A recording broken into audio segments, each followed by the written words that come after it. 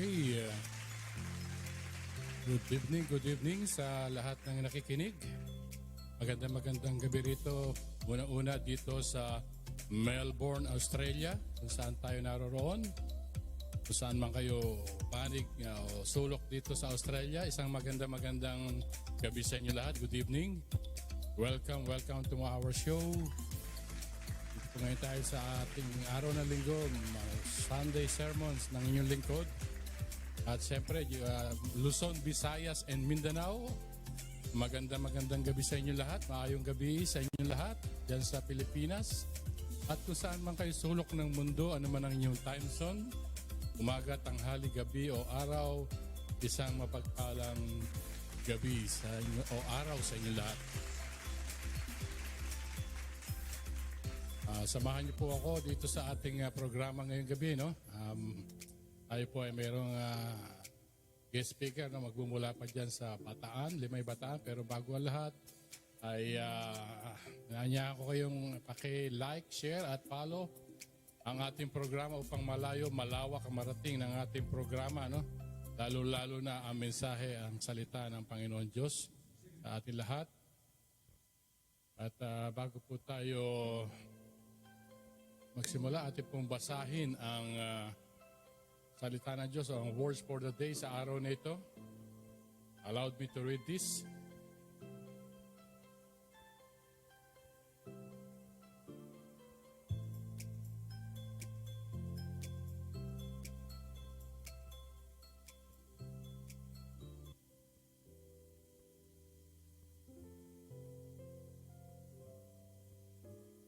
In the book of 2 Peter, chapter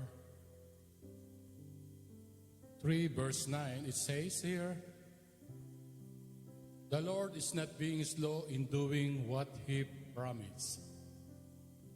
The way some people understand slowness, but God is being patient with you. He doesn't want anyone to be lost. He wants everyone to change their ways and stop sinning." That is the words of God sa wikang Ingles at sa wikang Tagalog po. Ito po ay nasusulat sa libro ng pangalawang Pedro. Peter pa rin na ilagay ko. Kapitulo 3, versikulo 9. At ito po ang sinasabi. Ang Panginoon ay hindi nagpapabaya sa kanyang pangako, gaya ng inaakala ng ilan. Hindi pa niya tinutupad ang pangakong yun alang-alang sa inyo. Binibigyan pa niya ng pagkakataon ng lahat upang makapagsisi at tumalikod sa kasalanan sapagkat hindi niya nais na may mapahamak. Yan po ang salita ng Diyos sa wikang Tagalog. Salamat sa kanyang salita. Salamat sa pagkabasa ng kanyang salita. Hallelujah. Purihin ang Diyos. Ngayon po yung manalangin. Samahan niyo po ako sa ating panalangin. Bago tayo umawit ng papuri sa Panginoon Diyos.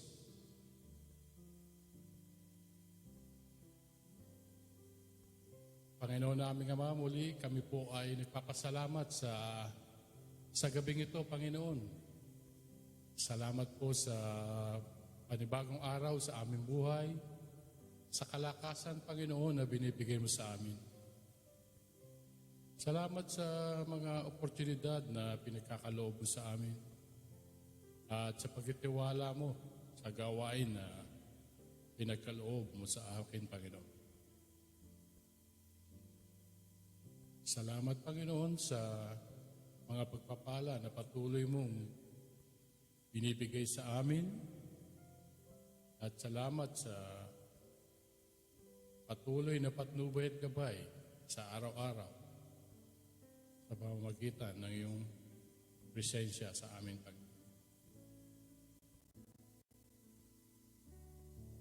Panginoon, hinihingi po namin ang kapatawaran ng mga magkukulang na makasunod sa iyong kalooban. Tawarin mo po kami sa mga pagkakasala namin nagagawa sa karamihan ng aming puso. sa mga pagkakamali naming nagagawa sa araw-araw. Makalinisin mo po kami na yung pamamagitan ng yung banal at makapangyarihan dugo upang kami po ay maging karapat-dapat sa iyong harapan. Panginoon, tinataas ko po sa iyo, Panginoon, ang programang ito na patuloy mo pong gamitin daluyan ng iyong pagpapalang espiritual, Panginoon. Dalangin ko po na patuloy mo po kaming pagkatiwalaan sa gawain na pinagkaloob sa amin, Panginoon. Tinataas at tinadalangin namin sa iyo, Panginoon, na patuloy mo pong pagpalain ang aming mga hanap buhay, ang aming mga ginagawa, Panginoon, upang patuloy naming maitaguyod ang aming pamilya, upang maging daluyan din ang iyong pagkapalang pinansyal sa mga tao na idudulog mo sa aming harapan na naaayon sa iyong pahintulog. Panginoon, samahan mo po kami sa gabing ito, Panginoon, naway ang presensya mo ang umagitna sa aming kalagitnaan. Patuloy mo pong gamitin ng mga tao na pinapadala mo sa programang ito upang maging daluyan na yung mensahe patungkol sa iyong kaharian sa pamamagitan ng palatuntunan na ito. Panginoon, patuloy namin tinataas at dinadalangin sa iyo ang mga tao na nakikinig at sumusubaybay sa programang ito. Abutin mo po sila ng iyong mapagpalang kamay, Panginoon, upang matugunan po ng bawat isa ang kanilang pangangailangan sa araw-araw. Pagkalooban mo rin sila, Panginoon, ng pag-unawa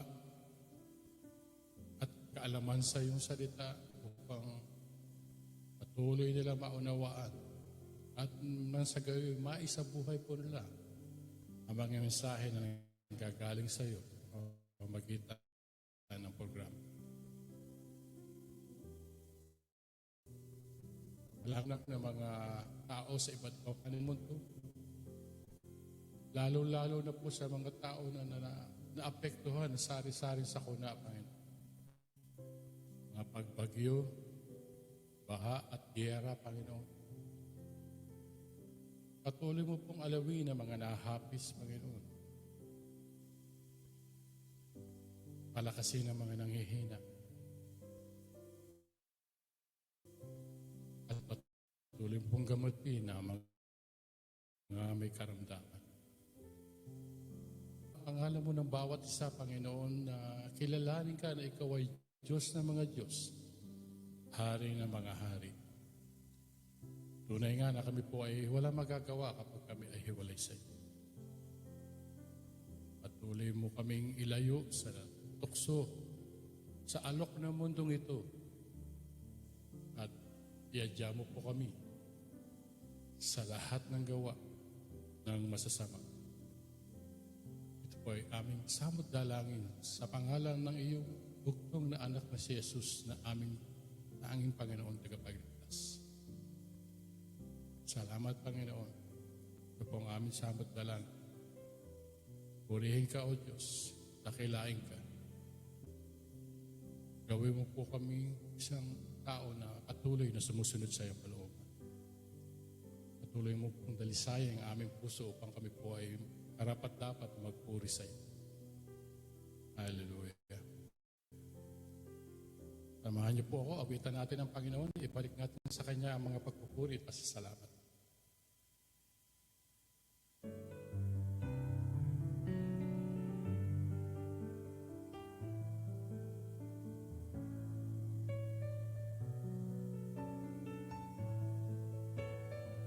Let's worship the Lord.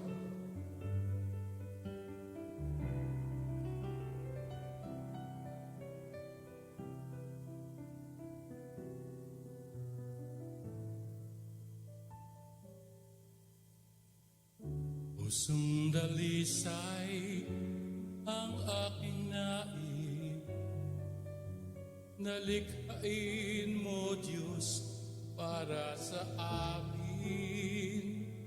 Pusong dalisay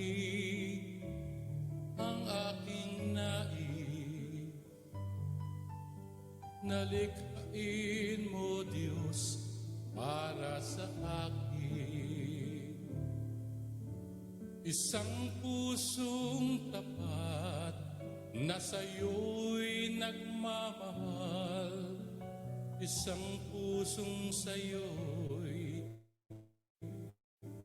walang alinlangan, isang pusong itinitibok na ika'y parangalan. Handog ko'y pagpupuri sa'yo lamang, Jesus.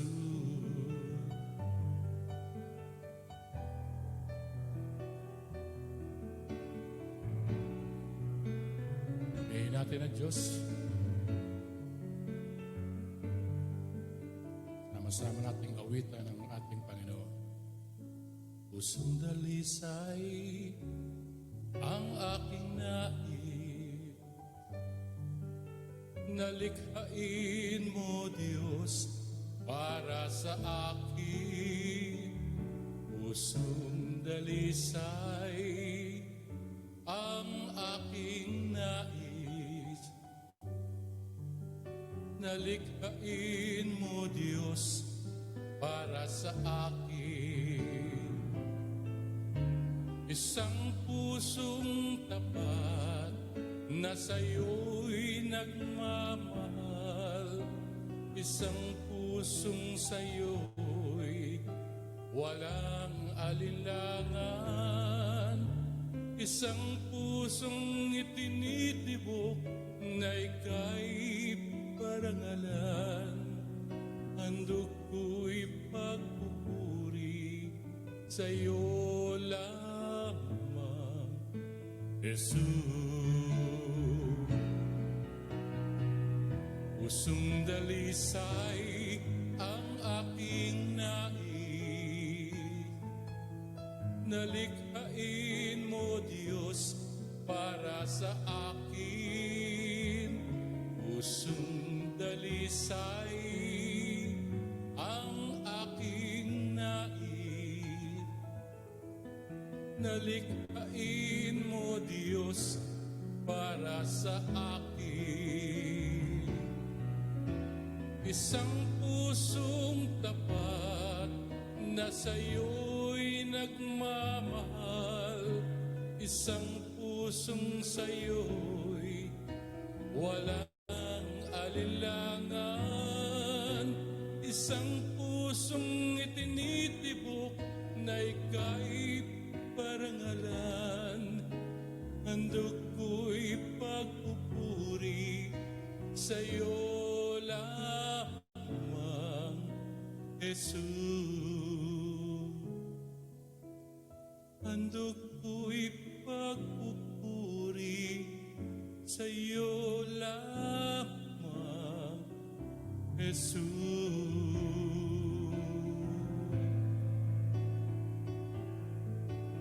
Jesus.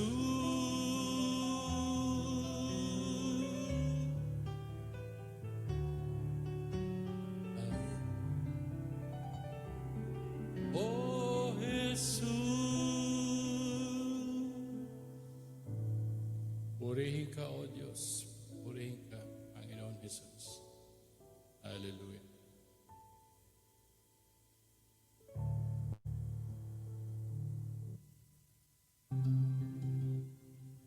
Okay.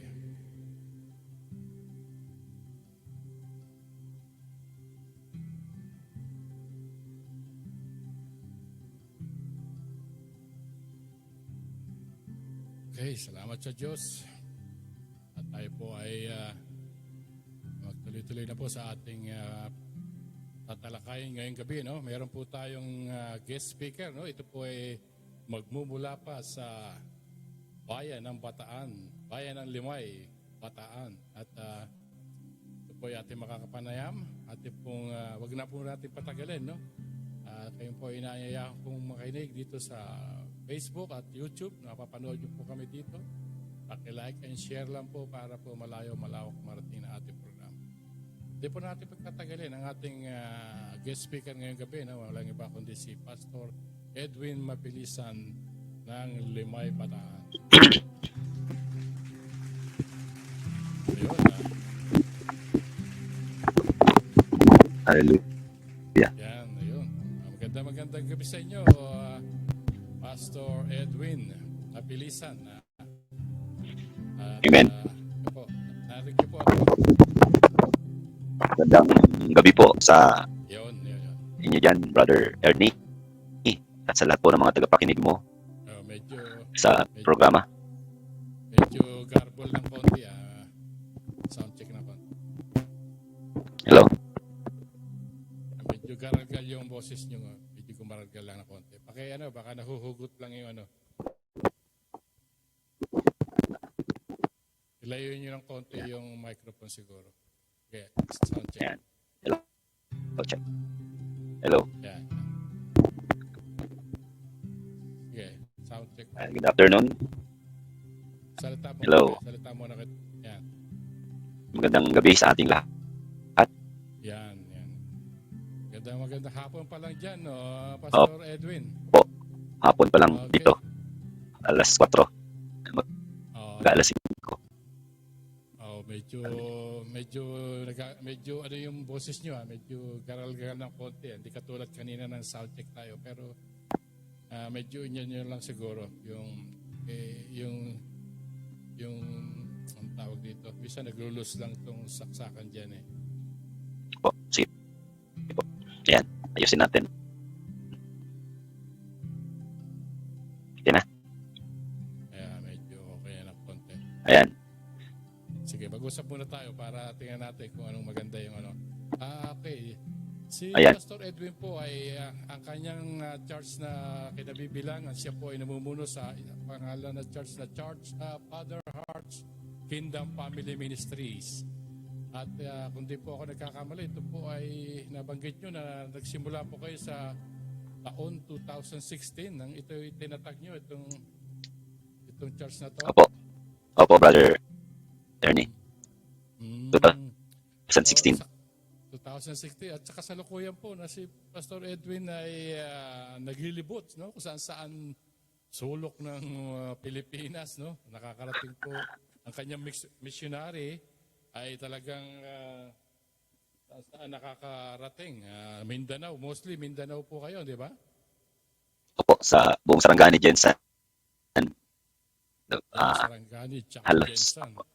Diyan po yung area natin ngayon sa mission. Pero yun nga, ito medyo meron nag-message na medyo hindi maganda yung sound nyo, pero sige, medyo galaw-galawin nyo lang ng konti yung ano nyo dyan, yung maya-maya yan, magiging maayos yan. Medyo parang ano lang yung ano yung sound nyo, medyo parang robot eh. Nagpuputol-putol. Yung garble ba siya? Hello? Yan. Hiraptong ko na to. Yan. Hello? Yan. Medyo ano lang siya, no? Medyo naiba lang yung settings. Yung settings. Hindi, pero yung ano lang yan, doon lang yan doon sa microphone. Nasa microphone lang yan, parang nagkaroon siya ng garalgal. Garalgal lang yung dating nyo ba? Ganun. Ganun ang dating.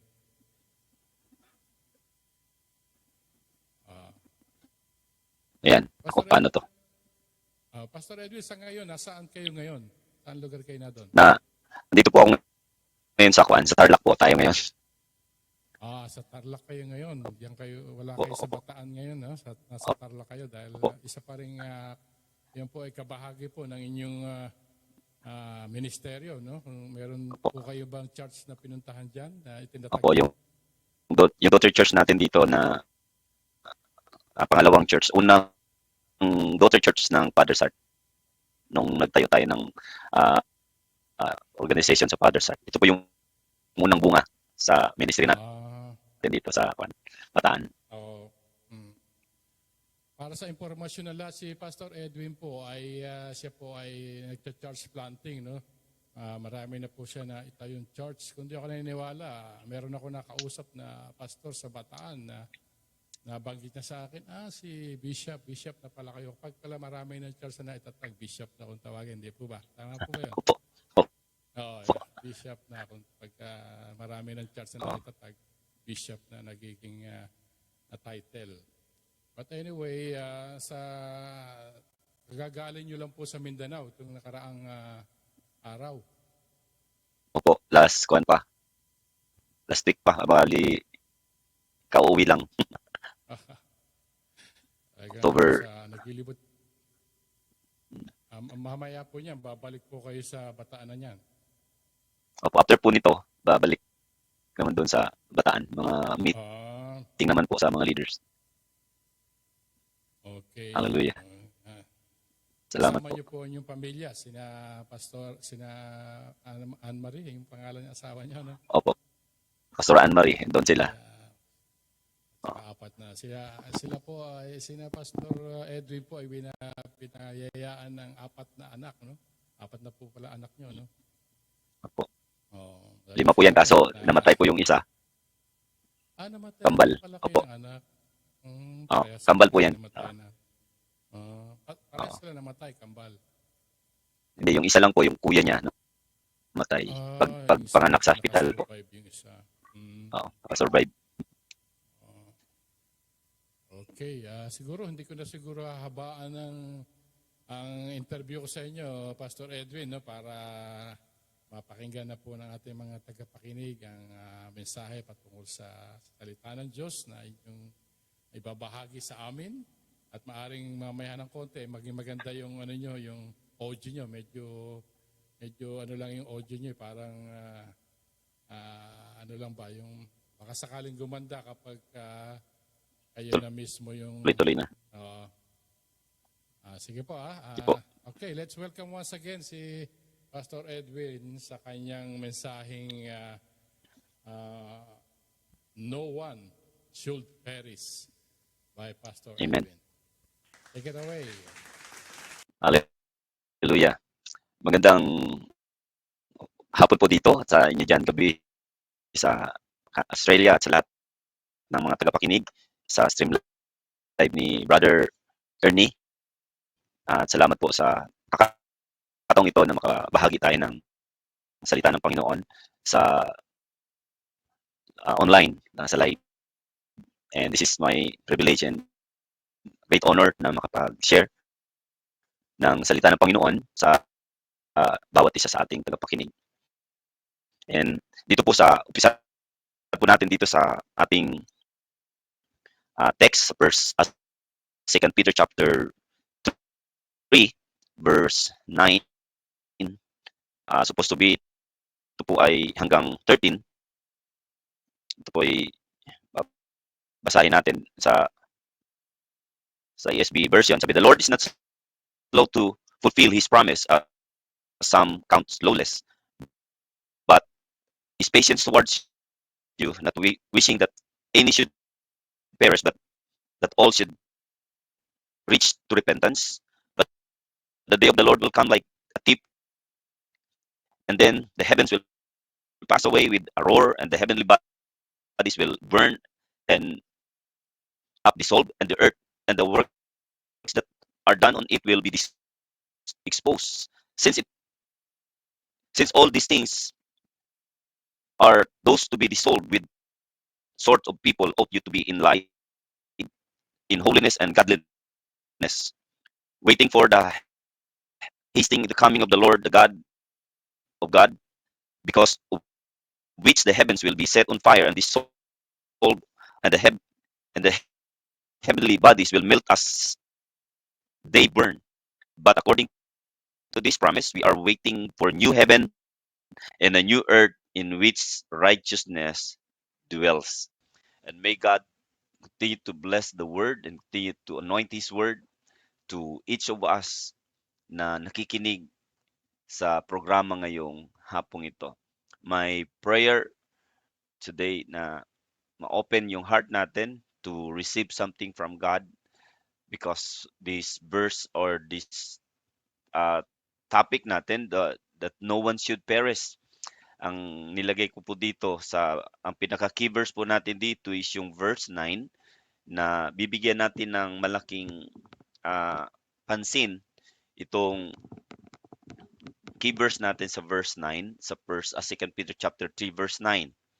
Yung word po diyan na binanggit ni Peter about na ang Panginoon ay hindi nagpapabaya sa kanyang pangako, no? Gaya ng inaakala ng ilan na hindi niya tinutupad daw ang pangako. Sabi ng iba sa babasahin natin yung chapter na 'to, na hindi hindi po naniniwala ang iba na babalik ang Diyos. Sabi nila, ang tagal na naming narinig yung mensahe na yan na babalik ang Diyos. Pero until now, wala pa. Yung mga nagmensahe pa nga noon, patay na eh. Yung mga nagsasabi ng mga propeta sa una, hindi na nga namin nakita hanggang ngayon. Pero wala pa rin bumabalik na Diyos na sinasabi nila. But the reality at ang katotohanan po ay babalik po ang Diyos sa kanyang mga pangako. Eh, sabi niya po sa John 14 verse 2 na hanggang 3, sabi niya doon sa sa kanyang pinahayag na John 14 verse 2 and 3 na darating siya, no, pagkatapos in my father's house, sabi niya babalik ako pagkatapos kong magawa yung hinahanda kong mga bahay sa inyo. This is the message na nagpapatunay na ang Diyos ay babalik. Siguro hindi lang nakaantay yung iba. Siguro parang nainip na dahil nawawala na sila ng pag-asa na mayroon pa talagang Diyos. Kaya nagsilabasan ngayon yung tinatawag natin mga religious or mga sikta na hindi na naniniwala sa pagbabalik ng Diyos. Kaya there is a danger in that. Kaya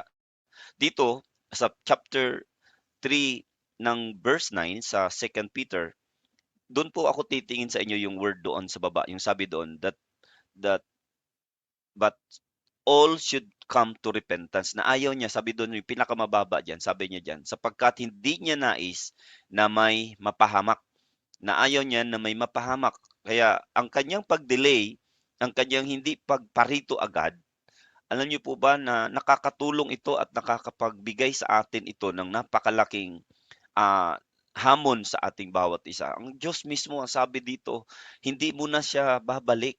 Wala po siyang malapit na, sabi nga ng iba na malapit nang bumalik ang Panginoon at babalik talaga siya. Pero alam niyo po ba yung heart ng Diyos na hindi pa siya babalik dahil mayroon siyang gustong malaman na tayo na hindi ang delay niya pala, ang delay ng kanyang pagbabalik ay hindi yon parang nagdi-delay-delayhan lang siya or wala siyang sinabing na totoo, hindi totoo yung sinabi niya, no. Totoo po yung sinabi niyang babalik, pero alam niyo po yung nakita ko dito, yung sabi niya na no one should perish.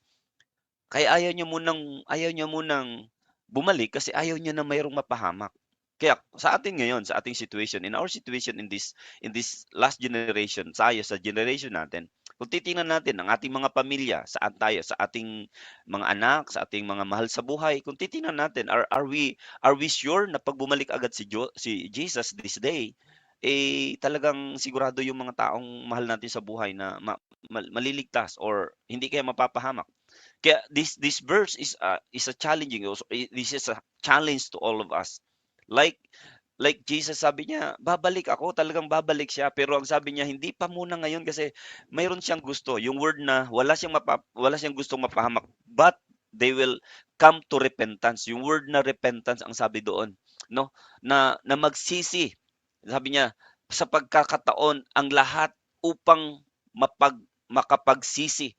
Yung word na repentance dito sa verse ni Peter sa verse 9, ang kanyang pinag-uusapan dito is about the kingdom. The kingdom teaching of Christ is more on repentance in uh in Matthew chapter 4 verse 17. Ito po yung repentance na to na teaching ni Christ, the first preaching ni Christ sa kanyang ministry nung nandito pa siya sa lupa, sa Matthew chapter 4 verse uh, 17. Ang sabi doon, ah nagmula noon, nung unang preaching ni Christ, no, magmula noon ay nangangaral si Jesus, itinuro niyang magsisi na kayo at talikuran ng inyong mga kasalanan sapagkat malapit nang dumating ang kaharian ng langit. Kaya ang teaching ni Christ dito sa first niyang preaching, sa kingdom preaching ng Panginoon, hindi po forgiveness kundi repentance. Kasi minsan, mas madali nating sabihin forgiveness. Yung maraming taong humihingi ng sorry kay Lord, nagpo-forgive, pero babalik pa rin doon eh. Kasi may kaibahan po yung repentance. Repentance is 100% turning your back to your sin, to your old life. Iyon yung repentance na tinutukoy ng Panginoon at tinutukoy din ni Paul, ni Peter sa 2 Peter chapter 3 verse 9. Dito sa first preaching ni Christ sa Matthew 4:17 na ang sabi niya dito, itinuro niya na magsisi na kayo at talikuran ang inyong mga kasalanan. Ang ibig sabihin ng repentance is 180 degrees na talikuran ninyo po yung kasalanan. That is the message of God in these last days because He is coming very soon. Hindi siya babalik agad. Hindi pa niya itinuloy ang kanyang pagbalik dahil mayroon pa siyang gustong maligtas. Mayroon pa siyang gustong ipabahagi sa atin at mayroon pa siyang dapat na makita sa bawat, lalo na sa bawat Kristiyano ngayon na mga anak ng Diyos. We as servants of God, or we as children of the Lord, our great responsibility in these last days is to focus on what God wants us to do in these last days. The preaching of the kingdom is more on repentance. Repentance means walking in the right way of God, walking in the holiness of God, walking in the pureness of God.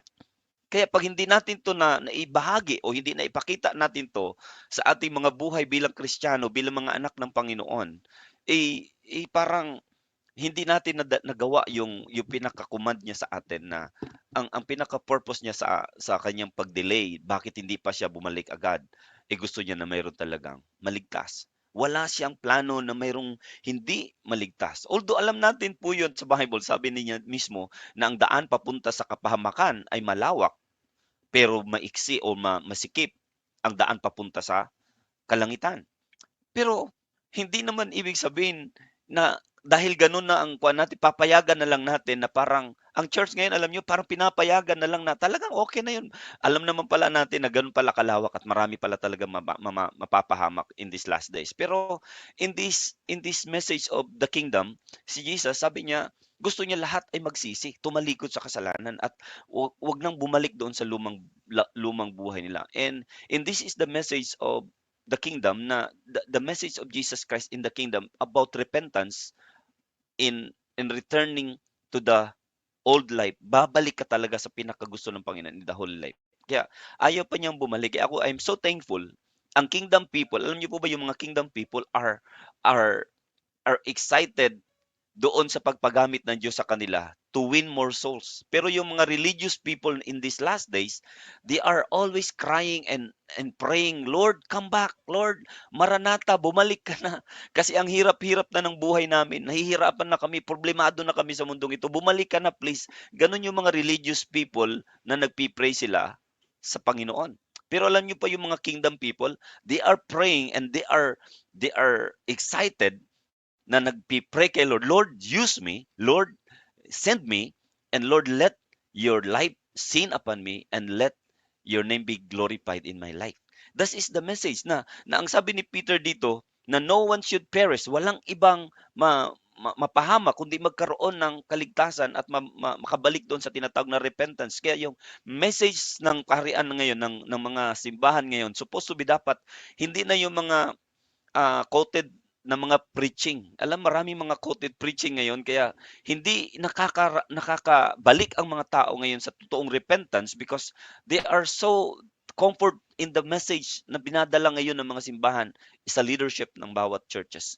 The message supposed to be right now is let encourage people to do the mission, to go and let God na i-response natin yung pinaka calling ng Diyos ngayon to let the people repent. Kayo sa 2 Chronicles 7:14, sabi niya, if my people which are called by my name shall humble themselves, pray, turn from their wicked ways. Sabi niya, and I will heal from heaven. I will forgive their sin and I will heal their land. The people of the Lord, gusto niya rin yung tinatawag na talikuran, yung kasalanan, yung bayan ng Panginoon na tinawag niya. Dapat magpakumbaba at manalangin at talikuran lahat ng kasalanan. Then the healing will come, the revival will come, the promotion will come, the provision will come if we really obey the Lord's repentance in these last days. Kaya ang pinakahamon ng Panginoon sa bawat isa sa atin in this verse na wala siya, hindi po siya nagmamadaling bumalik kasi alam niya na napakarami pang hindi nakakilala sa kanya at hindi pa nakakarinig sa kanyang kaligtasan. Kaya ang Romans chapter 10 verse 17 is napaka sound alarm po ito sa atin na dapat nating bigyan ng pansin na ipabahagi natin yung Romans 10 verse 17. Faith comes by hearing and hearing by the word of Christ. Kaya para pag gusto nating mag-response dito sa tinatawag na urgent or last call of God in this verse sa first second Peter chapter 3 verse 9, we need to respond immediately in these last days dahil ang kanyang pagbabalik napakalapit na. At least mayroon man lang tayong nagawa sa kanyang kaharian na tayo po ay nag-response.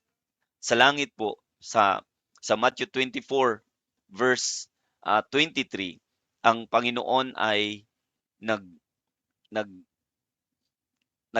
nagsabi siya doon sa kanyang verse na pagdating natin sa langit, ang lagi niyang bukang bibig sa atin, well done, good and faithful servants. Pag pagharap natin sa langit, lahat tayo po ay kakausapin at sasabihin ng Panginoon, well done, good and faithful servants. Kaya napakahalagang maunawaan natin ito na yung hamon dito sa 2 Peter chapter 3 na mayroon po itong hamon sa atin bilang mga anak ng Diyos sa kanyang kaharian. Na mayroon pong trabaho tayo na ang kanyang kaharian ipipreach natin, ituturo natin yung kingdom preaching about repentance na babalikan natin. Alam niyo po, marami na po kasi nangangaral ngayon ng about gospel pero yung repentant heart wala po eh. Hindi makikita yung repented heart sa kanila. Kaya maraming napapahamak at maraming lalo na babasahin niyo po yung buong chapter na to, darating daw po sa verse, kung titingnan ninyo yung verse 3, verse 4, diyan darating yung tinatawag na mga false prophets, mga bulaang magtuturo ng gospel, yung false teachers na hindi sila nagtuturo ng katotohanan pero maraming naliligaw. Kasi hindi naman talaga si Christ at wala naman talagang buhay na testimony na maganda ang nakikita at walang repentance sa buhay nila ang kanilang pamumuhay sa Panginoon. Kaya in this verse, I'm encouraging all the churches or the Christian, the body of Christ, the leaders of the church that uh, we must take charge over this verse sa sinabi ni Peter about the kingdom preaching of Jesus Christ. Binalik niya lang yung preaching ni Jesus Christ na repentance. Ang pagbabalik ng Panginoon, hindi siya nagmamadali kasi gusto niya na may maligtas talaga, pati pamilya natin. Wag tayong magpadaya sa ating sitwasyon, sa ating mga mahal sa buhay, lalong-lalo na ngayon sa ating situation ngayon. Sa mga pamilya ngayon, pag konting bagay lang, napakarami ng away, napakarami ng hindi na nagkikibuan sa loob ng bahay. Pero pamilya 'yan, no? Nakakalungkot dahil very very alarming ang ating sitwasyon ngayon. Even in the church, maraming mga nasa loob ng simbahan pero hindi pa rin nagkakapatawaran, hindi pa rin nagkakasundo, hindi pa nagkakaisa. Why? Kasi hindi talaga bumalik doon sa tinatawag na repentance eh. Dapat dumating tayo doon sa word, sa point na nagrepent tayo, na talikuran natin. Alam niyo yung repentance, yung prodigal son? Ang prodigal son, nung siya ay umalis sa poder ng kanyang tatay, nung dinala niya lahat ang kanyang ang kayamanan na share niya para sa kanya, dinala niya, nilustay niya doon sa mundo. Nawala lahat po yun. Alam niyo po ba nung nawala lahat ng mga yon, bumalik siya doon sa point na tinatawag na sense sa kanyang sense. Dumating doon sa sense niya na, wow, ang sarap palang mamuhay doon sa tahanan ng aking ama. Babalik ako doon dahil andoon pala yung kasaganahan ng aking ama. Kaya anong ginawa niya? Nagrepent siya, tumalikod siya. At ang ginawa niya doon sa sobrang kanyang pagsisisi, naggawa siya ng kanyang salita at naggawa siya ng kanyang sariling mga lengguwahe na pag sabi niya, hindi mo na ako pwedeng tawaging anak, tawagin mo na lang akong isang alipin, kagaya ng iyong alipin. Kaya bumalik siya sa kanyang tahanan, sa kanyang papa, sa tatay niya. Alam po yung istorya na 'to, yung tatay ang layo pa lang. Araw-araw pala siyang hinihintay na bumalik. Araw-araw pala siyang hinintay na magsisi at talikuran lahat ng kanyang ginawang mali at bumalik sa kanya. Alam niyo po nung bumalik siya, malayo pa lang natanaw na siya ng kanyang tatay na napakalayo pa lang, tinakbo siya, hinabol siya. At nung hinabol siya doon, iniyakap siya at habang nagsasalita yung bata, yung anak niya na hindi ako karapat-dapat sa iyo bilang anak. Tawagin mo lang akong alipin. Alam niyo hindi pinansin ng ama yung sinabi ng tatay. Ang ginawa ng tatay, inutusan niya yung mga katulong niya. Sabi niya, padala niyo lahat ng damit, bagong damit, lagyan niyo ng singsing, bigyan niyo ng sapatos, bihisan niyo at patayin yung matatabang guya diyan, yung mga hayop natin diyan, mag-celebrate tayo dahil ang aking anak na nawala ngayon ay nandito na, dating patay ngayon ay buhay na. That is the true repentance sa isang anak. Hinahanap ng Diyos yung repentance, yung tatalikuran talaga lahat ng kasalanan supposed to be at lalo tayong magpagamit at lalo tayong bumalik ngayon sa piling ng Diyos Ama natin at magpagamit tayo in these last days. Supposed to be dapat ngayon ang buhay natin ay dapat tayo na yung nag-i-implement ngayon ng kanyang mga teaching. Tayo na yung nagpapakilala sa maraming tao na dapat tayo ay magbalik loob tayo sa Panginoon upang makamtan natin ang tunay na buhay na walang hanggan. At sa reality dito sa preaching ngayon sa kingdom, wala na po ngayon yung kingdom teaching about righteousness. Ano na po yung kuan ngayon, yung nangyayari ngayon sa atin? Ang napaka very kuan ngayon, yung alarming din yung mga tao ngayon yung kingdom ng Lord napalitan na. Ang sabi niya dito sa Romans chapter 14 verse 17, tingnan niyo po yung Romans 14 verse 17, ang sabi doon, the kingdom of God is not eating. So, sapagkat sabi sa verse 17, sapagkat ang paghahari ng Diyos ay hindi tungkol sa pagkain o inumin. Ito ay tungkol sa katuwiran, kapayapaan at kagalakan na kaloob ng Espiritu Santo. Kaya ang ating teaching ni Christ about sa kingdom, hindi po puro lang pagkain o inumin. Ito ay tungkol sa katuwiran, kapayapaan at kagalakan na kaloob ng Espiritu Santo. Kaya ang ating paglakad sa Panginoon supposed to be right now ay nandoon na tayo sa lakad ng katuwiran, kapayapaan at kagalakan sa kaloob ng Espiritu Santo. Asaan na ngayon ang church? Ang church ngayon ay hindi na nakakalakad doon sa katuwiran, kapayapaan at kagalakan sa kaloob ng Espiritu Santo. Alam niyo ba lahat hindi naman lahat. Mayroon most of the time lahat, hindi lahat ng mga church naman. Pero nandoon na tayo na-influensya na tayo sa yung word na pagkain at inumin. Alam niyo ba ngayon?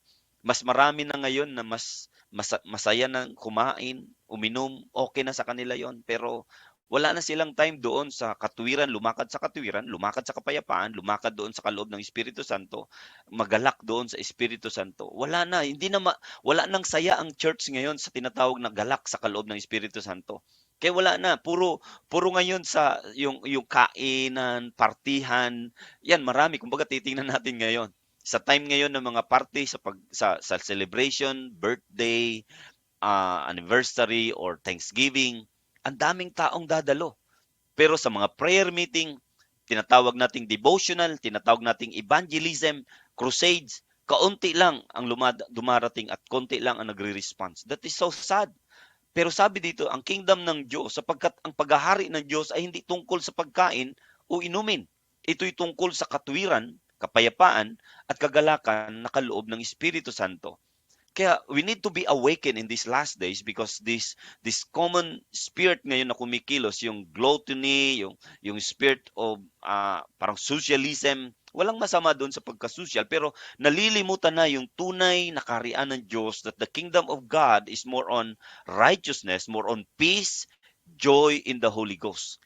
And that is the kingdom, that is the teaching of Christ na we need to go we need to walk in this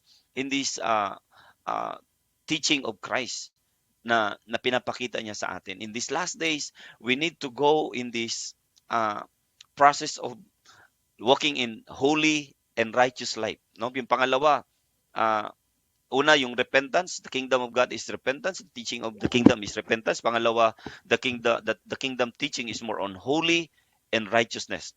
Pangalawa, yung holy and righteousness. Kaya malalaman mo yung tunay na lumalakad sa kaharian ng Diyos at lumalakad sa Panginoon. Dahil bakit? Sila ay lumalakad na may kabanalan at may katuwiran na galing sa Diyos, hindi galing sa religion, hindi galing sa self-righteousness of men. Ito ay galing sa Diyos at ito ay product of the Holy Spirit na ating tinanggap. At ito po yung dapat malaman natin. Ito yung tunay na gusto ng Panginoon na makita na ang kaharian niya ay lumakad dito. Yung mag-repent, pagkatapos lumakad tayo na may kabanalan, lumakad tayo na may katuwiran, lumakad tayo na mayroong tunay na pagsubmitar sa kalooban ng Panginoon. In these last days, that is the kingdom of God. And sad to say ngayon, ang pinaka matindi ngayon, napalitan na yung tinatawag natin yung taste buds. Yung taste buds natin, yung panlasa natin ngayon, alam nyo, nakakalungkot, nakakatawa to siya, pero hindi siya nakakatuwa sa spiritual kasi bakit? Mas marami pa daw ngayong masarap kumain, mas marami tayong nagigising ng madaling araw para kumain ng mga pagkain para sa ating tiyan, nagugutom tayo. Pero alam nyo, yung gutom ng spiritual ngayon ng maraming tao, hindi na binibigyan ng pansin. Kahit yung devotional dati, nung baguhan ka pa lang kay Lord, yung mga bago kang tanggap kay Lord, grabe ka on fire, kahit saan nagawain, andun ka, kahit saan na mga activities, andun ka. Kasi bakit? You are so in love with the Lord in that moment, in that first love, in that first encounter mo kay Lord. Pero habang tumatagal, lalong lumalabo at lalong bumabagal ang ating spiritual na growth. Kaya this is the challenge for us na why Jesus not coming back soon or earlier. Bakit ayaw niyang bumalik pa? Alam niya ang kalagayan ng bawat isa sa atin. Alam niya ang ating mga sitwasyon.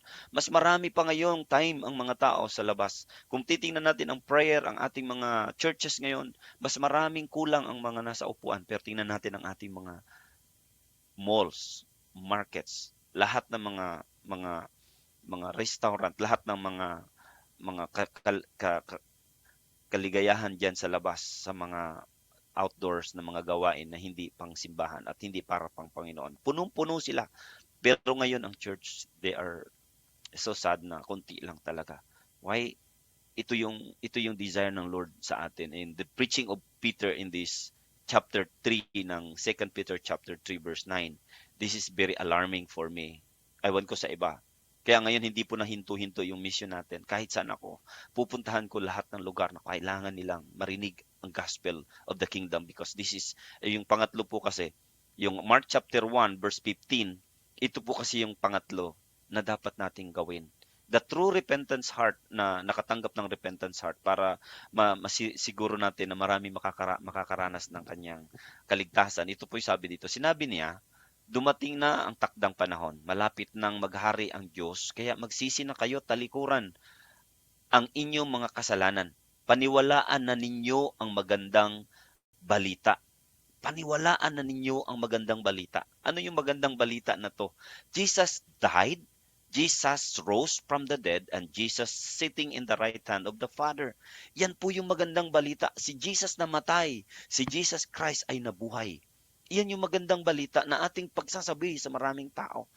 Ang ating kaligtasan ay sure. Hindi po siya namatay hindi po siya namatay na hindi siya nabuhay. Namatay siya pero nabuhay siya. That is our hope.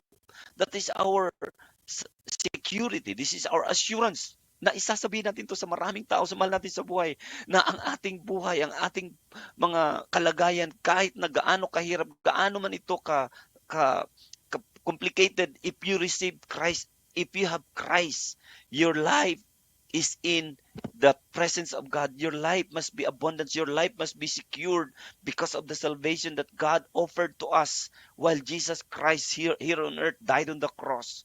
And this is the message. Wag nating ang good message ngayon, ang magandang balita na dapat nating dalhin na mahal ng Diyos ang lahat ng tao. Mahal ng Diyos, may pag-asa pa sa lahat ng tao. Hanggat buhay ang tao, kahit sinong tao yan, makasalanan, kahit sinong makasalanan dyan, may pag-asa pa silang bunumbalik sa Diyos. Kaso paano daw, sabi sa Romans chapter 10, paano sila maniniwala kung wala namang nagbabahagi? Paano naman magbabahagi kung wala namang isinugo? Paano naman isusugo kung wala naman talagang susunod at mag-response? Kaya napakabuti daw po sa Romans chapter 10 verse 15, napakainam pagmasdan na ang mga paa na nagdadala ng magandang balita sa lahat ng mga lugar. Kaya ito po yung last message ng Jesus Christ na, na sabi ni Peter na lahat kailangan bumalik doon sa repentance. Hindi pa babalik ang Diyos. Hindi siya nagmamadaling bumalik. Wag po nating itulad ang ating mga sarili dito sa mga nagpi-pray na, Lord, bumalik ka na. Kasi gusto na namin pumunta ng langit. Alam niyo po ba, napakasarap na prayer po yun, pero napakadelikado. Lalong-lalo na alam mo yung anak mo, tatay mo, tiyuhin mo, kamag-anak mo, hindi pa nakakilala kay Christ at hindi pa talaga lumapit at hindi pa nakarinig ng gospel of good news na kailangan nilang marinig. That there is Jesus who died for them, there is Jesus who forgive them their sin, and there is Jesus who died for them. Paano kung mamatay at bumalik si Christ in this very moment? Paano na ngayon ang ating mga mahal sa buhay? Uulitin ko, kailangan nating i-share ang gospel. The people must believe in the gospel. Kailangan yung pangatlo na to, maniwala at kailangan may mamniwala sa gospel. Now, paano sila maniniwala kung hindi tayo mag-response? Kung ang church ngayon ay hindi mag-response? Kung ang church ngayon ay matutulog at maghihintay na lang sa second coming ni Christ? There is something danger na mangyayari sa bawat mahal natin sa buhay kung hindi natin ito ibabahagi ang kanyang magandang balita sa lahat ng tao. Malapit nang bumalik ang Diyos. Hindi siya nagmamadali na bumalik dahil ayaw niya lang, parang niluloko lang niya tayo. No, hindi siya nagluloko. Hindi siya nagpapadelay dahil iniinis niya tayo. No, hindi po ganoon. Ang Diyos po ay nakita ko dito yung concern niya na very, very patient siya sa atin. Napakapasensyoso niya. Ayaw niya pa talagang may mapahamak. Gusto niyang magkaroon lahat ng kaligtasan. That is our main goal. Even in my life, as servants of the Lord, when I accept the call of God in my life, I never stop sharing the gospel.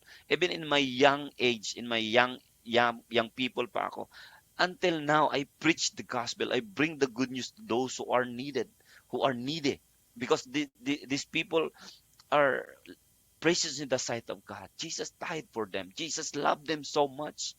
And hindi ako pwedeng mag-stay lang at kumain, uminom, mag-celebrate ng ganito na parang wala tayong alam na may danger na mangyayari. Kasi yung pang-apat na ibabahagi ko sa inyo, this is the real situation na aking ipapaalam sa inyo. Why we need to preach the repentance message o good news sa lahat. Kasi ito po yung ang Revelation chapter 21 verse 8. Ito po yung totoong mangyayari, that there is heaven and hell. Heaven and hell is real.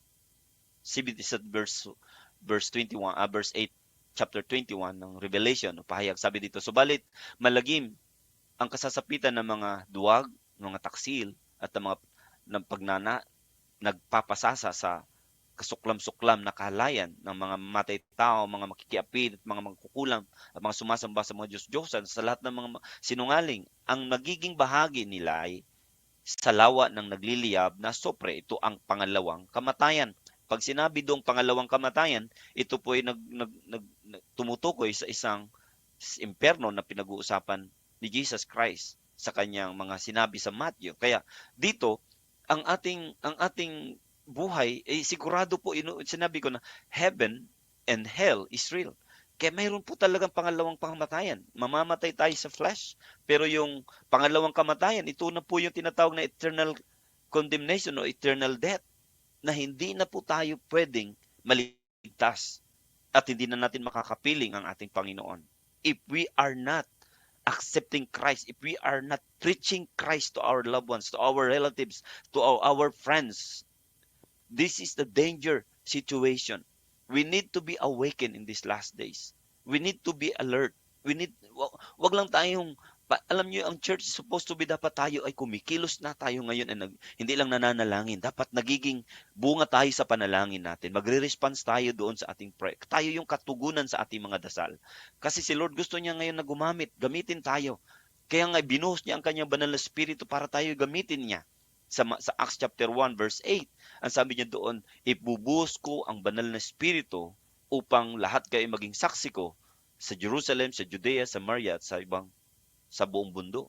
Kaya ang purpose ng Holy Spirit sa atin ay para tayo ay gamitin na maging saksi. Kanino? Maging saksi tayo kung sino si Jesus sa atin, kung paano siya nagmahal sa atin, paano natin natanggap ang kaligtasan. Ito yung sasabihin natin sa mga taong hindi pa nakakilala sa Kanya. Kaya ito po yung totoong saksi ni Jehovah, saksi ni Jesus Christ, saksi ni Jehovah, saksi ni El Shaddai. We are all witness of our God, our faithful God, our holy God, and our uh, loving God. Kaya in these last days, naway ang aking short exhortation and short message na makapagbigay hamon sa atin ito. Now we are not uh, comfort in these last days. We are in danger pag ang lahat ng mga taong mahal natin sa buhay hindi pa natin ito napagsabihan patungkol kay Christ. Kaya we need to be responsible. Kaya yung tatlo po dito na sa conclusion ko, tingnan po natin sa conclusion, meron po akong binigay dyan na verse sa 1 Corinthians 15, 52-58. No? Sabi diyan sa 52, sa isang sandali, sa isang kisap mata, kasabay ng huling pag-ihip ng trumpeta, sapagkat sa pagtunog ng trumpeta, ang mga patay ay muling bubuhayin at di na muling mamamatay. Babaguhin tayong lahat. Next, sa verse 53, ang sabi doon, at ating katawang nabubulok ay mapapalitan ng hindi mabubulok at ang katawang mamamatay ay papalitan ng katawang hindi mamamatay.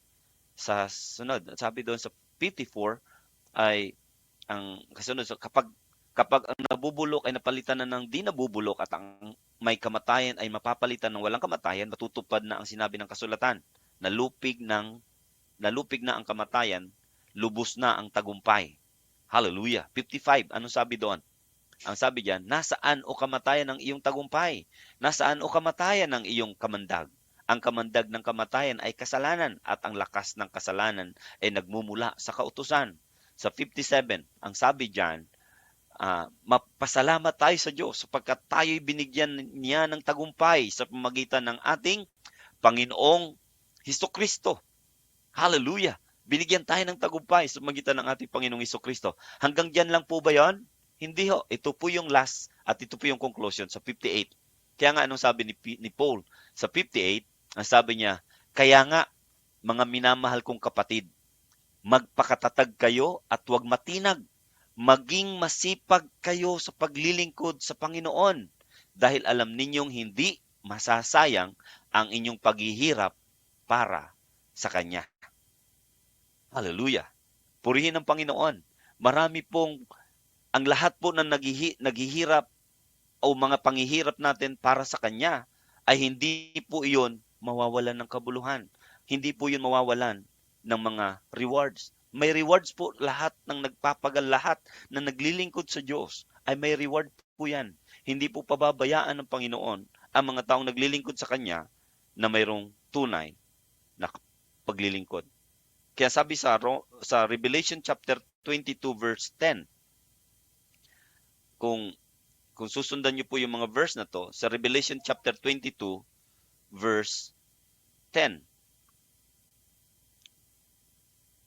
nasabi doon na I am coming quickly and my reward is with me to render to every man according to his work. Sa Revelation chapter 22 verse 10 to 12. I am coming very soon. Sabi niya, I'm coming quickly and my reward is with me. And to render to every man according to his work. Kaya mga kapatid, in this message na lahat na nagpapagal at lahat ng nag-response na ibahagi ang turo ng kaharian ng Lord. Ano yung una? Ang kaharian ng Panginoon ay nagtuturo about repentance, na dapat natin itong ibahagi at i-share. Na hindi lang, ah, marami na po kasing mga teaching ngayon in these last days na napakarami ng teaching, naliligaw na ang church ngayon. They are, ang dami na yan, di ko na, kung babanggitin ko pa isa-isa, matatagalan tayo. Alam mo, yung mga prosperity teaching, mga doctrinal teaching, mga religious teaching, puro na lang quoted message na mga message na mga comfort message, motivational message. Hindi po yun na nakakapagbigay ng tunay na paglakad sa kaharian ng Panginoon, dahil lahat naging comfort na lang. Maraming hindi lumalakad talaga, hindi inaisabuhay ang salita ng Panginoon. Kaya in this message sa ating binasa, na ang Panginoon 100% sabi niya, babalik siya, papalitan niya tayo ng mga katawang hindi na mabubulok. Ang katawan nating namamatay, hindi na ito mamamatay, dahil ito ay papalitan na ng Panginoon. Kaya sigurado po yun. Kaya ito po yung aking hamon, na may 3 lang po akong hamon ngayon sa bawat isa sa atin. Ano po yun? Let us be always, una, available. Pangalawa, let us be always accountable. At ang pangatlo, let us always be responsible.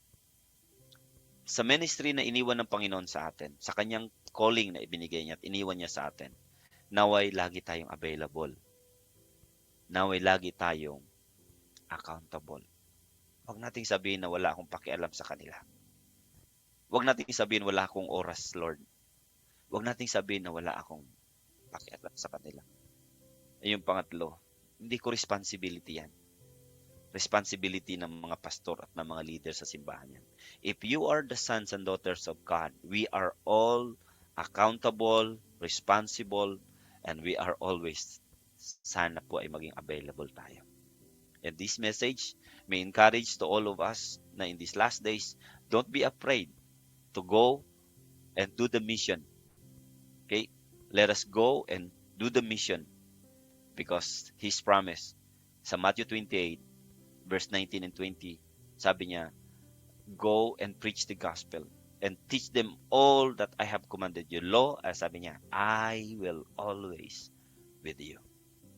Kaya maraming salamat sa bawat isa sa atin, na no one should perish if we do the mission. Let's share the gospel.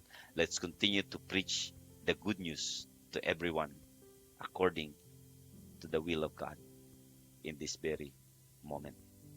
Maraming salamat po sa ating lahat. Nawa po ay marilis tayo doon sa hamon ng Panginoon. Yung pangatlo pong sinabi ko, Lord, make me available. Lord, make me accountable. And make us responsible. And after this message, can I pray for all of you na gustong gamitin ng Panginoon in any form, in any situation, in any kind. God can use you according to God's purpose and plan. Huwag tayong matakot. Let always allow the Lord to use us, and God can do greater things in your life. Then harap tayo lahat sa Panginoon. Sasabihin niya, well done, good, faithful servants. Enjoy and be with me together. Celebrate the eternal life that I have given to each one. Receive. Can we pray? Hallelujah. Let's go and let's bow down here and let us pray. Hallelujah. Heavenly Father, thank you for your message. That your hearts and your passion, no one should perish. Even Lord, yung 100 na tupa, na wala ang isa, iningatan mo, tinabi mo yung 99, hinanap mo yung isa. Ganyan ang puso mo, Panginoon. Lord, ilagay mo yun sa amin. Bigyan mo kami ng ganong klaseng puso, na available kami, Lord, hanapin yun. Responsible kami, accountable kami, Lord, sa mga nawawala. Turuan mo kami na akayin namin itong mga to. Na huwag kaming mabisi, Lord, sa something na hindi naman assignment na pinagagawa mo sa amin. Lord, thank you for abundant life. Thank you for all the the prosperity, the promotion that you have given to your people. But Lord, you have promised that you will bless us so that we will become a blessing. Use every resources, Lord. Use every giftings, every talents, every hearts, and every hands, and everything that we have. Lord, katulad ng isang mayaman na humingi siya, paano ako maliligtas? Paano ko makamtan ng buhay na walang hanggan? Sabi mo, Lord, sa kanya, ibenta mo lahat ng kayamanan mo at sumunod ka sa akin, o ibigay mo yan sa mga duka. Ipamahagi mo yan at sumunod ka sa akin. Father, I declare na lahat kami, Panginoon, ay maging responsible, accountable, and available, Lord, sa pagpagamit sa iyo in these last days, kasi hindi ka gustong bumalik agad, kasi gusto mo, Lord, na may makakilala pa sa iyo, may maligtas, at may maakay pa kami, Panginoon, na aming mga mahal sa buhay, ang aming mga relatives, ang aming Panginoong clan, ang aming Panginoon, ng mga kakaibigan. Lord, anumang klaseng tao na mayroon kaming connection, Lord, yun ay gusto mo, Lord, na huwag mapahamak. Ang aming prayer right now, Lord, gamitin mo kami by the power of your Holy Spirit. Continue to use each one. Lord, yung mga nahihina na, sumuko na, nawalan ng gana. Lord, sabi mo, Lord, in Galatians 6 verse 9, do not grow weary in doing good, for in the proper time you will reap a harvest if you don't give up. Teach us how to don't give up. Teach us, Lord, to don't give up, to go forward. Dahil ang reward namin, Lord, ay matatanggap if we don't give up. Lord, encourage those people, your mga anak mo, Lord, na parang gusto nang give up, nawawala na ng lakas, nawawala na ng courage to go forward. Lord, I declare and I decree, Lord, in the name of Jesus, set them free, God. Send them again, Lord. Restore them, O God, once again. Use them once again, Lord, in Jesus' name. And thank you for your word, and thank you for your presence na aming nararamdaman as we obey you, na wala kang gustong mapahamak. Lord, thank you. I pray for your people to respond in this last day. We are now in the last days, and your coming is very soon. Your reward, Lord, is in your hands, and you will give it to those who those do the mission according to your purpose and will. Father, thank you for your love. Thank you for your encouragement. Thank you for your word who give us life, who give us courage, who give us strength, who give us hope.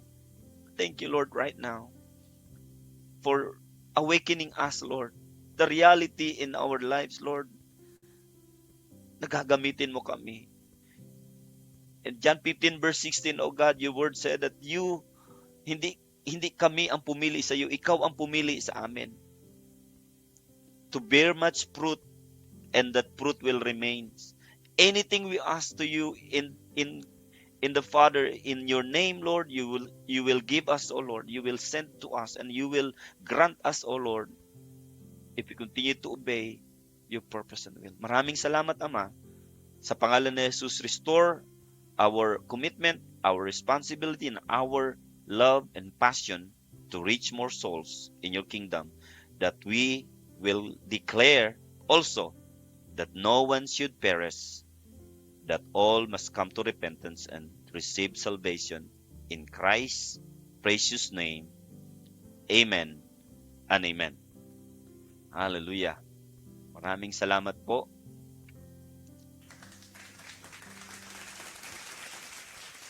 Glory to God. Hallelujah. Praise God. Napakagandang mensahe, no? Maraming salamat sa ating Panginoon, no? At ginamit ang ating kapatid na si Pastor Edwin.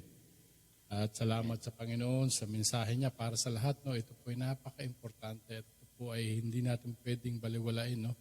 At tunay nga na ang Panginoon ay He can wait. He can wait. Ang isang araw nga daw sa Panginoon ay 1,000 taon. Ang 1,000 taon na isang araw lang sa Panginoon, pero ganun pa man, ang Panginoon ay napakabuti para sa lahat. Ayaw niya na may isa man lang sa atin ay mapahamak pagkat siya po ang lumikha sa atin lahat. No? Amen. Salamat po, Pastor Edwin, sa iyong mensahe. No? At umasa po tayo na ang salita ng Diyos ay it will always accomplish to its purpose. No? This is the words of God never come back po. It's always accomplished to its purpose sa mga tao na nagnanais nagnanais makakilala pa sa Panginoon upang magkaroon sila makamit nila ang pinangako ng Panginoon sa atin na buhay na walang hanggan. Pero hindi ganun kadali yun. Kinakailangan tayong magpagamit sa ating Panginoon. Hindi po, totoo nga po na kinakailangan tayo ay kumilos. No? Hindi lang tayo pwedeng maghintay lang. Papalad nga daw ang mga taong habang naghihintay ay gumagawa para sa pagdating ng panahon na yun nga, napakasarap sabihin, na marinig sabihin ng ating Panginoon sa atin na welcome to our good and faithful servant. Yeah. So, Praise the Lord. maraming salamat sa inyo, Pastor Edwin, at naway gabayan kayo ng ating Panginoon Diyos sa inyong paglalakbay pauwi ng Bataan. At Amen po. umaasa po ako na kayo ay na-bless din, no, sa inyong mensahe na tunay nga na kumikilos ang banal na Espiritu sa bawat mensahe na inyong naidadagdag na verse sa Bible na pagamat hindi nyo na ibigay sa akin, pero ganun pa man ang Espiritu ng Diyos ang nagdadagdag nun. Amen. Kaya salamat at patuloy kayong pagpalain ng Panginoon Diyos at hanggang sa muli, no, ito ay hindi po, this is not the first and last. Amen, amen. Mapapakinggan natin si Pastor Edwin at sa mga susunod na pagkakataon, talagang busy-busy lang po siya sa kanyang ministeryo. No? Talagang napakasipag itong pastor na to. At Amen. naway palagi siyang gabayan ng ating Panginoon. Salamat po muli, Pastor Edwin, sa inyong panahon. Salamat, at, Brother Ernie. salamat sa inyong panahon at pagpalain po kayo ng poong may kapal. Ingatan kayo ng Panginoon sa inyong paglalakbay. Pabalik ng Amen Bataan. po. Yes po. Okay. Thank you po. Yan, si Pastor Edwin Mapilisan, no? Napakasipag na pastor na naglilingkod, no? Missionary. Saan-saan po siya nakakarating, saan-saan lugar. Sa Pilipinas, inaaakyat po niya kahit nakasulok-sulukan ng bundok. Mga hindi naaabot na mga ibang preacher, no? Kasi usually, mga churches ngayon, mga gustong-gustong pumunta sa mga mall, magandang lugar, sa mga aircon. Siyempre, yun ang gustong-gusto ng tao, malalamig na lugar. Kaya napupuno ang kanilang mga simbahan. No? Pero yung kinakailangan nating abutin, yung mga tao nasa itaas ng bundok, na wala silang kakayanan na makababa sa kabayanan para marinig ang salita ng Diyos. No? Ang mensahe, ang mabuting balita ng ating Panginoong Jesus. Kaya, pag-pray natin yung mga gantong katulad ni Pastor Edwin ay magkaroon ng passion ng lahat ng pastor na abutin ang mga tao sa iba't ibang sulok ng daigdig, sulok ng Pilipinas, no?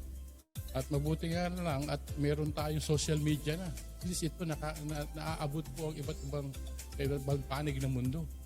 Pero ganun pa man, sa Pilipinas pa lang, marami po ang hindi pa nakakarinig ng salita ng Diyos.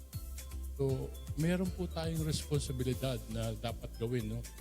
Nakakalungkot po na kung ikaw ay isang mananampalataya na, ikaw ay kumilala na sa Diyos. Nakakakalungkot na isipin na yung mga kaibigan natin, yung mga kamag-anak natin, ultimo magulang natin na hindi pa nakakilala sa Diyos, na alam nyo ang mga mangyayari sa kanila. Nakakalungkot mang isipin. Oo, at we have to work out our own salvation. No? But, we have also responsibility kung paano tayo binago ng Diyos na kailangan maging epektibo tayo at maging ilaw tayo. No? We have to be salt and light of this world. No? Kailangan maging ilaw tayo, magkaroon tayo ng impluensya sa ating mga kaibigan at pamilya. Sa paanong paraan? Pag nakikita na lang ang salita ng Diyos ay naipapamuhay natin. Importante po yan na maipamuhay natin ang salita ng Diyos. At nang sa ganun, makikita po nila yung ilaw, yung pamumuhay natin na inilalakad natin kung ano yung ating sinasabi. So, umasa po ako na sa mga tinalakay ni Pastor Edwin ay nagbigay liwanag sa bawat isa na nakikinig sa programang ito. No? At naway ito po ay magamit natin sa araw-araw nating pamumuhay. At patuloy naming dinadalangin na hindi pa huli ang lahat, binibigyan pa rin tayo ng Panginoon na tayo makapagsisi sa ating mga kasalanan. Sapagkat ang paghahari ng Diyos, sabi nga sa kanyang salita, the kingdom of God is at hand. No? Magsisi na tayo at talikuran natin ang ating mga kasalanan at ating paniwalaan ng mabuting balita. At sa paniniwala natin sa ating sa magandang balita, na katulad na sinabi ni Kristo sa kanyang mensahe sa Mateo 6:33 na seek first the kingdom of God, no? Na kailangan po natin unahin na tayo makabilang sa kanyang kaharian. Paano po tayo makakabilang sa kanyang kaharian? Kailangan po natin mamuhay tayo ng naaayon sa kanyang kaparaanan, sa kanyang katwiran. No? Ang katwiran po ay kaparaanan ng Diyos, hindi po kaparaanan ng tao. Kung kaparaanan ng tao ang mangyayari, katulad ng binanggit ni Pastor Erwin, ano nangyayari? Masasaya lang sila pag ito na, meron ng event, may mga anniversary, may kainan, yan, maraming pupunta dyan. Siyempre, kainan eh. Pero pagdating sa mga prayer and fasting, mga prayer meeting, devotional, ala na. Bihira na nagpupunta dyan. Pero kapag mayroong anniversary, may birthday, ang daming pupunta dyan. Nadaanan ko na po yung ganyang mga klaseng mga fellowship at saka ministry, yung mga pagdating sa kainan, present lahat. Pero pag dumating sa prayer meet, sa yung prayer and fasting, hintay muna nila matapos yung prayer, yung fasting, magdadatingan na, tempo, aluto na yung lugaw. Totohanan lang po yan, no? Yan po ang nangyayari sa mga churches. Kaya, paano ba tayo magkakaroon ng tayo magkaroon ng kabahagi sa kanyang kaharian? Malinaw po ang narinig natin na ito po ay katulad ng patuloy na amin na binabanggit dito sa programa nito na paano tayo makapamuhay sa kaharian ng Diyos. No? Kundi kailangan tayo mamuhay sa kanyang katuwiran kaparaanan. Dahil ang kaharian ng Diyos, sinabi sa kanyang salita, ay ito ay hindi patungkol sa inumin at pagkain. No? Ito ay patungkol sa kanyang katuwiran. Ano pa? Kapayapaan at kagalakan na kaloob ng Espiritu Santo. Yung bang meron tayong kapayapaan sa ating puso, anumang kaguluhan na nangyayari sa ating paligid, ay meron tayong kapayapaan sa ating puso. No? Hindi po tayo hindi po tayo nagkakaroon ng kabalisaan. Hindi po tayo nagkakaroon ng anxieties, no? Pagkat nasa atin ang banal na espiritu, nasa atin yung na pinagkaloob ng banal na espiritu na mayroon tayong kagalakan, kaloob na espiritu. Pag tayo po ay namumuhay sa kanyang kaharian dito sa lupa. Kalahanin niyo po na dito po sa lupa, pwede nating maipamuhay ang kanyang ang paghahari niya dito sa lupa. Dahil kasi dito po tayo may gagawin sa lupa, hindi po sa langit. Yun po ang kinakailangan natin gawin, na unahin natin na tayo mapagharian ng Diyos at mamuhay na aayon sa kanyang kalooban. Napakaganda ng kanyang pangako doon na ibibigay niya lahat. No? Everything shall be added unto us. Ano man ang ating mga pangangailangan sa ating sa gawain ng Diyos, ano man ang iyong pagkukulang, ibibigay niya. Ibibigay niya yung mga pribilehiyo na nais niya maibigay sa atin. Kapagkat hindi pa niya ibibigay yun kapag hindi tayo napaghaharian ng Diyos at hindi pa tayo nakakapamuhay na naaayon sa kanyang kalooban, naaayon sa kanyang pinag-uutos. So, yun lang po, no? At naway kayo po ay na-bless, napagpala sa mensahe na ating narinig sa pamamagitan ng ating tagapagsalita na si Pastor Edwin Mapilisan. Siya po ay taga-Bataan pero tubong Mindanao. Bago tayo dumako sa ating pasamantalang pagpapaalam, ay nais ko pong tayo po ay umawit para sa ating Panginoon, no? Upang bago tayo dumako sa ating batiin natin yung mga may birthday at mayroong anibersaryo, bago tayo magpaalam, tayo po umawit sa ating Panginoon.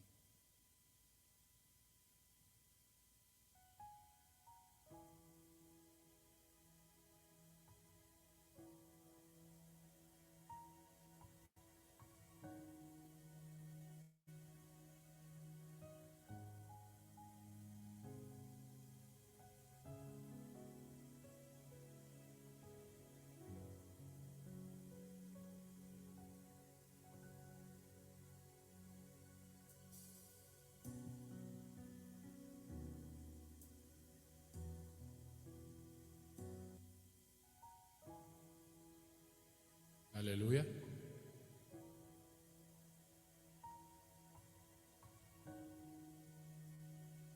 Purihin ang Diyos.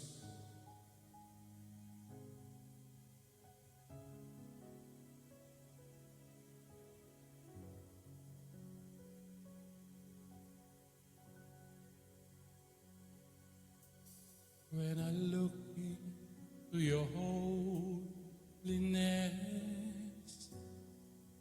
when I gaze into your loveliness,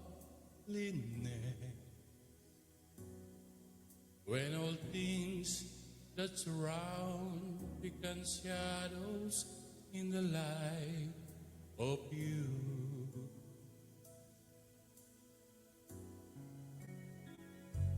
When I found the joy of reaching your heart, when my will becomes enthroned in your love, when all things that surround become shadows in the lights of you.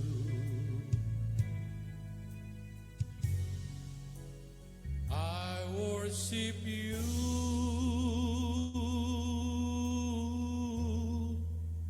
I worship you.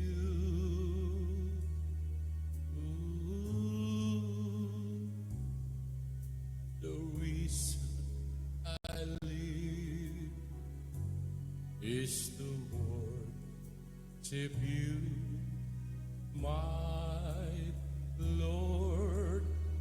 I worship you.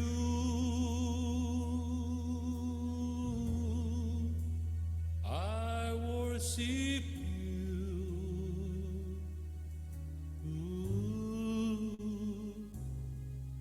The reason I live is to worship you.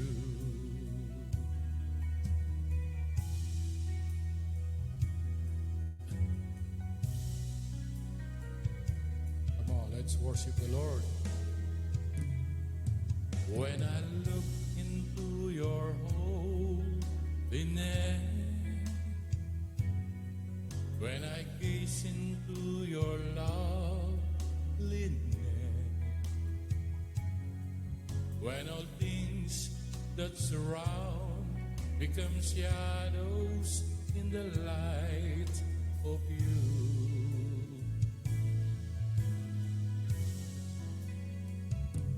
When I found the joy of reaching your heart, when my will becomes enthroned in your love, when all things that surround become shadows in the light of you.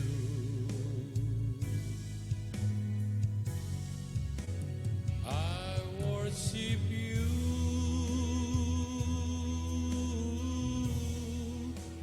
I worship you.